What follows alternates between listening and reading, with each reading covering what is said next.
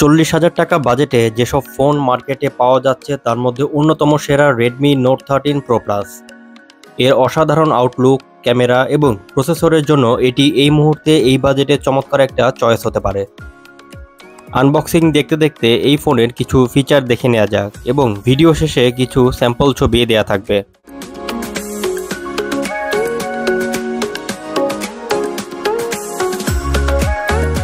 Redmi note 13 pro plus ফোনটির body aluminium ম্যাটেরিয়ালের তৈরি।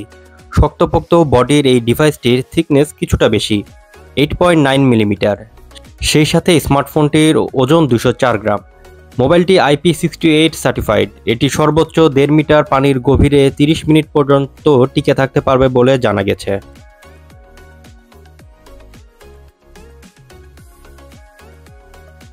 ফোনটিতে রয়েছে 6.67 ইঞ্চি 120 হার্টজ রিফ্রেশ রেটের ওলেড পাঞ্চ হোল ডিসপ্লে। এছাড়াও এটিতে ডলবি ভিশন ও HDR10+ এর সাপোর্ট তো থাকছেই, আর এই ডিসপ্লের সকল কিছুকে সুরক্ষা দিচ্ছে গরিলা গ্লাস ভিক্টাস।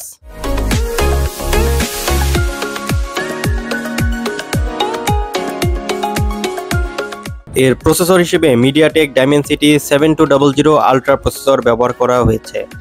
মালি G610 MC4 এর একটি শক্তিশালী জিপিইউ থাকছে ডিভাইসটিতে। গেমিং থেকে শুরু করে মাল্টিটাস্কিং, মিডিয়া ভিউইং এবং সারাদিনের সকল প্রকার সোশ্যাল মিডিয়া ব্যবহার হবে একদম স্মুথলি।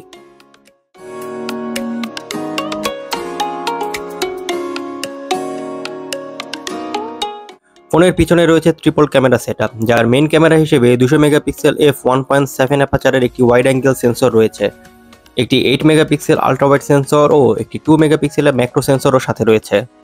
ভিডিও সেকশনে সর্বোচ্চ 4K 24 অথবা 30 FPS ভিডিও রেকর্ড করতে পারবেন।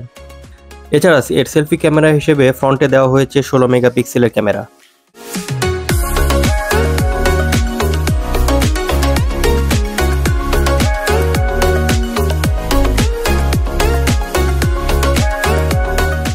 এই ফোনে 5000 mAh ব্যাটারি ব্যবহার করা হয়েছে, যা দিয়ে মোটামুটি একদিনের মতো ব্যাকআপ পাওয়া যাচ্ছে, যদিও এটা ব্যবহারের উপরে ডিপেন্ড করবে।